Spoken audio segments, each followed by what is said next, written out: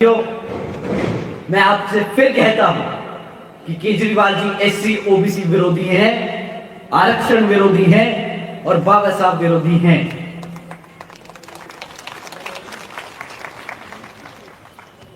साथियों, उनके साथ साथ कांग्रेस और बीजेपी भी मैदान में हैं, परंतु आप इनके झूठे वादों से सावधान रहिएगा। जी, बीजेपी और कांग्रेस दोनों ही सरकारें कि कई राज्यों में चल रही हैं। इनकी इस पार्टियों की सरकारें कई राज्यों में चल रही हैं और अगर आप इनका काम पूछें तो इनके पास भी कुछ आपको बताने को नहीं होगा खास। सिर्फ यही एक ही चीज बोल सकते हैं। जब आप इनसे पूछेंगे भाई आपने जो दूसरे राज्यों में सरकारें बना रखी है तो आपने वहां क्या किया हमारे समाज के लिए, तो पलट के क्या बोलेंगे? मुफ्त में राशन ले लो, मुफ्त में बिजली ले लो, मुफ्त में पैसे ले लो। इनके पास सिर्फ यही देने को रह गया है। आपको पैसा, बिजली, खाना, राशन मुफ्त में देने का काम रह गया है। पर आप कभी इनसे पूछेंगे कि भाई मेरे बच्चों के लिए तुमने पढ़ाई लिखाई के लिए काम किया क्या? आपने हमारे बच्चों के लिए स्कूल बनाए? आपने उन स्कूलों में क्या टीचरों की भर्ती करी? क्या रिजर्वेशन जो बाबा साहब ने हमें संविधान में दिया है उसको पूरे तरीके से इंप्लीमेंट किया? क्या हमारे युवाओं को जो पढ़ लिख कर निकल रहे हैं उनको रिजर्वेशन के तहत पूरा अधिकार मिला है क्या? उनको रोजगार दिया, सरकारी नौकरियां दी? साथियों, जब आप उनसे ये सब पूछेंगे तो उनके पास एक जवाब नहीं होगा, चुप्पी साधे खड़े रह जाएंगे। केंद्र की भाजपा सरकार अभी कुछ दिन पहले यहां पर आकर दिल्ली में जे कॉलोनी के जितने भी सब लोग थे उनको फ्लैट देने का काम कर रही है। मैं इनसे पूछना चाहता हूं कि आपको हमारे जे कॉलोनी के लोग 5 साल में एक बार याद आते हैं?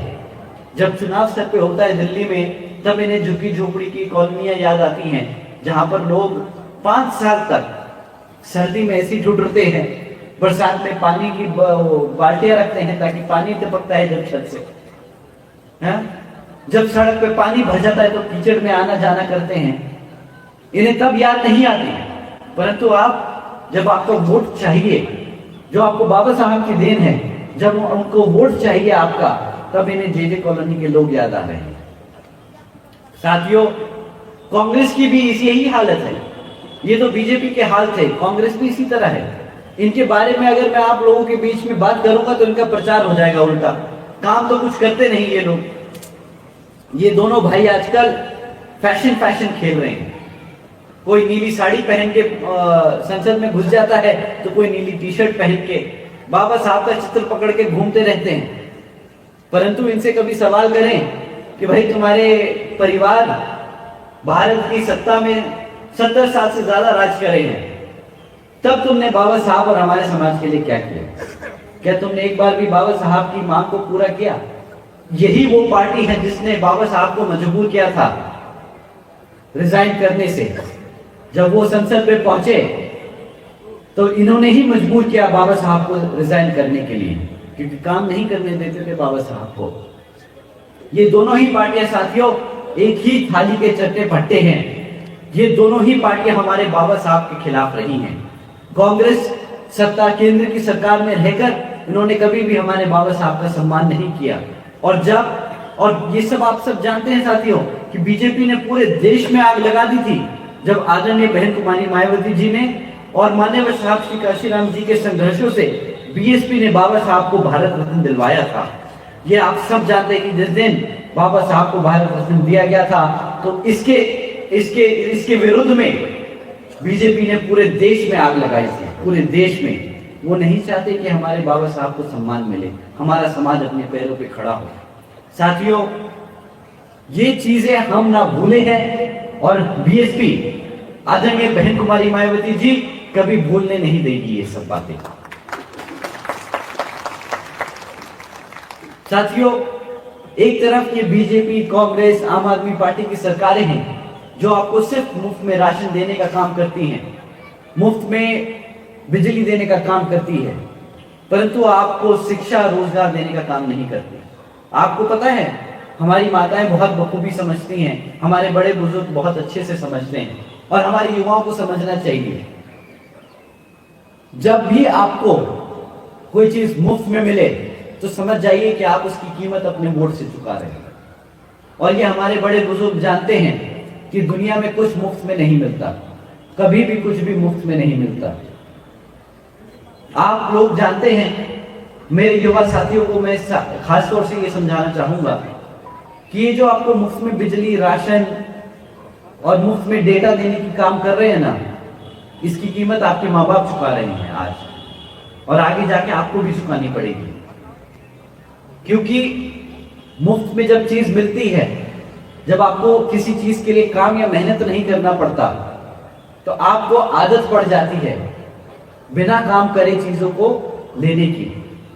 जब आप काम करेंगे नहीं, जब आप मेहनत नहीं करेंगे, जब आप पढ़ेंगे लिखेंगे नहीं, तो जब ये मुफ्त का राशन बंद कर देंगे, मुफ्त की बिजली बंद कर देंगे, आप तो अनपढ़ रह जाओगे, आप तो बेरोजगार रह जाओगे, तब कहां से घर चलाओगे। ये हमारे समाज को अंदर से खोखला करने की सोची समझी साजिश है साथियों।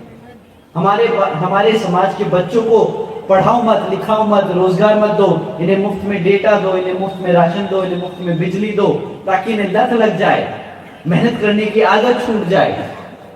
नाकाबिल बनाना है बच्चों को, तो मुफ्त में चीजों की लत लगा दो। साथियों, एक तरफ ये लोग हैं जो हमारे समाज को अंदर से खोखला कर रहे हैं, और दूसरी तरफ हमारी आदरणीय बहन कुमारी मायावती जी की नीतियां हैं, जिसके तहत चलकर आदरणीय बहन कुमारी मायावती जी ने उत्तर प्रदेश में जो अपनी 4 बार सरकार बनाई, उसमें हमारे सब समाज के बच्चों को पढ़ा लिखा कर, मुफ्त में पढ़ा लिखा कर रोजगार देने का काम किया है। आप लोगों को जानकर हैरानी होगी कि आदरणीय बहन कुमारी मायावती जी ने सावित्रीबाई फुले बालिका शिक्षा योजना चलाई थी, जिसके तहत बहन जी ने 7 लाख से ज्यादा बच्चियों को 12वीं तक की शिक्षा मुफ्त में देने का काम किया था। ये मुफ्त की कीमत भी आदरणीय बहन कुमारी मायावती जी ने चुकाई है। 600 करोड़ से ज्यादा की लागत लगाई थी अपने बच्चों को पढ़ाने के लिए। साथियों, आपको मुफ्त में मिली, बट वो टैक्स पेयर्स ने 600 करोड़ रुपए दिए थे हमारे बच्चों को पढ़ाने लिखाने के लिए, ना कि बिजली में।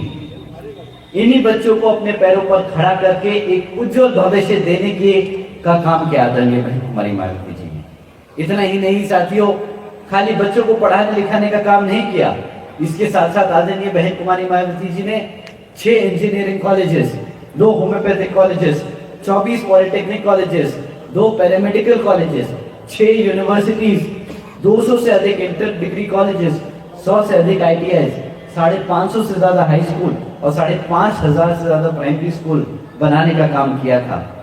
इतिहास में पहली बार साथियों, इतना ही नहीं, इतिहास में पहली बार बहन जी ने सारे सरकारी हॉस्टल्स में भी गरीब वंचित समाज के बच्चों के लिए 27% आरक्षण का भी इंतजाम किया था, ताकि वो सब बच्चे रहकर पढ़ लिख सकें। इतना ही नहीं साथियों, ये तो शिक्षा के क्षेत्र में काम किया बहन जी ने। आदरणीय बहन जी ने रोजगार के क्षेत्र में भी बहुत काम किया है। उन्होंने अपने 4 साल के शासनकाल में 90 से अधिक शिक्षकों को भर्ती किया, 1 लाख से अधिक सफाई कर्मचारियों को रोजगार देने का काम किया, 2 लाख से अधिक जवानों को पुलिस फोर्स में भर्ती किया, 30 लाख से अधिक हमारे अपर कास्ट समाज के सभी कमजोर भाइयों को, बेरोजगार भाइयों को सरकारी विभागों में विभिन्न नौकरियां देने का भी काम किया है। इतना ही नहीं साथियों, बल्कि बहन जी के शासनकाल के दौरान बसपा की सरकार के नेतृत्व में कृषि एवं संबंधित कार्यों में भी मिनिमम वेजेस को 55 रुपए प्रतिदिन से बढ़ाकर 100 रुपए प्रतिदिन करने का काम किया था। और अन्य पिछड़े वर्गों के लोगों की क्रीमी लेयर की वार्षिक आय को भी 3 लाख रुपए से बढ़ाकर 5 लाख रुपए करने का काम किया। साथ ही साथ बहन जी ने गन्ना खरीदी के दामों को भी रातों रात दुगना कर दिया था। साथियों, बहन जी के गवर्नेंस मॉडल के तहत चलकर ही बीएसपी की सरकार ने प्रदेश के सभी समाज के लोगों को अपने पैरों पर खड़ा कर उनको स्वाभिमान से जीने का अधिकार दिलाया है। परंतु साथियों, आप सब जानते हैं कि अगर किसी को कमजोर करना हो तो उसको नाकाबिल बना दो, और आम आदमी पार्टी, बीजेपी और कांग्रेस मुफ्त में सुविधाएं देकर हमारे समाज को नाकाबिल व कमजोर करने का काम कर रही है। पर साथियों, बहन जी की सरकार के दौरान सर्व समाज के लोगों को अपने पैरों पर खड़ा होकर एक काबिल व्यक्ति बनाने का काम किया गया था। एक तरफ आम आदमी पार्टी, बीजेपी और कांग्रेस आपको गुलाम बनाना चाहती है, तो दूसरी तरफ बीएसपी की सरकार आपको और आपके आने वाली पीढ़ी को एक काबिल व्यक्ति बनाना चाहती है। साथियों, इन्हीं कुछ जरूरी बातों के साथ ही अब मैं आप लोगों से ये खास तौर से मेरी और आदरणीय बहन कुमारी मायावती जी की भी विशेष अपील है कि इस विधानसभा चुनाव में आप सभी लोग हर मोर्चे पर सावधान रहें, क्योंकि आप लोगों का